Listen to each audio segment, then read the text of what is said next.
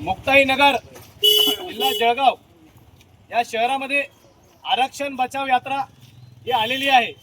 All India panther सेनेचे राष्ट्रीय अध्यक्ष दीपकभाई केदार तसेच महाराष्ट्र अध्यक्ष विनोद भाऊ गोळे, महाराष्ट्र संयोजक माधवजी भालेराव, इथले जिल्हा अध्यक्ष लखनभाई पान पाटील भाईंच्या नेतृत्वात दीपकभाईंच्या ही यात्रा या ठिकाणी आलेली आहे। आरक्षण बचाव यात्रा ही समग्र महाराष्ट्रामध्ये चालू आहे। ही यात्रा जे RSS बीजेपीचं जे सरकार आहे, जे मनुवादी सरकार आहे, यांनी जो रचलेला डाव आहे आरक्षण संपवण्याचा, हा डाव हाणून पाडण्यासाठी ही यात्रा दीपकभाई केदार यांच्या नेतृत्वात समग्र महाराष्ट्रामध्ये जात आहे। हे RSS आणि बीजेपीचं जे सरकार आहे हे शिक्षण विरोधी सरकार आहे, लोकशाही विरोधी सरकार आहे, संविधान विरोधी सरकार आहे, आरक्षण विरोधी सरकार आहे। या सरकारला जागेवर आणण्याचं काम हे ऑल इंडिया पॅन्थर सेनेच्या माध्यमातून आम्ही महाराष्ट्रभर करत आहोत।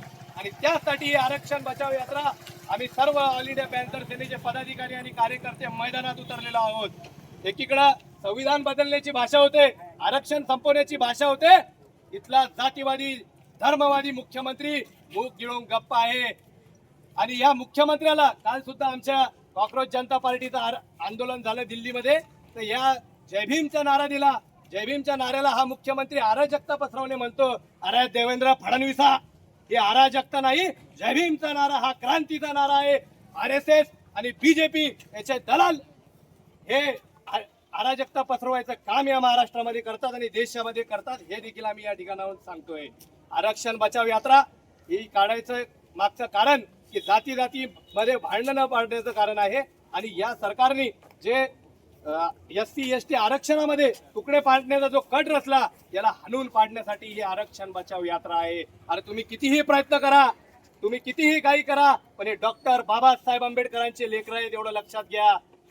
बाबासाहेबांच्या संविधानासाठी मरू नाहीतर मारून टाकू, हे देखील या ठिकाणी ठणकावून सांगतोय। हा पॅन्थरचा गर्भित इशारा आहे देवेंद्र फडणवीस। तुम्ही काय आम्हाला शिकवताय? डॉक्टर बाबासाहेब आंबेडकरांनी आम्हाला अथांग परिश्रम घेऊन आरक्षण दिलंय, आम्हाला माणसात आणलंय, आम्हाला बदललंय। आम्हालाच बदललं नाही तर डॉक्टर बाबासाहेबांनी या देशाला सुद्धा बदललंय। अरे हजारो वर्ष त्यांनी शस्त्र परजली, इथला कोपरा सुद्धा हल्ला नाही। बाबा तुम्ही फक्त पेन उचलला आणि या देशाचा इतिहास बदलला, या देशाचा इतिहास बदलला। हे आम्ही बाबासाहेबांची औलाद आहे, कोणत्याही बाईचा लाल आम्हाला तोडू शकणार नाही। कोणता फडणवीस असो का मोहन भागवत असो, यांना आमचा इशारा आहे या आरक्षण बचावच्या माध्यमातून की सिद्धनाथ महाराजची औलाद अजून जिवंत आहे। जर नादी लागला तर या महाराष्ट्रात परिणाम वाईट झाल्याशिवाय राहणार नाही, हे देखील ठणकावून सांगतोय आमचा नेता भाई दीपक केदार।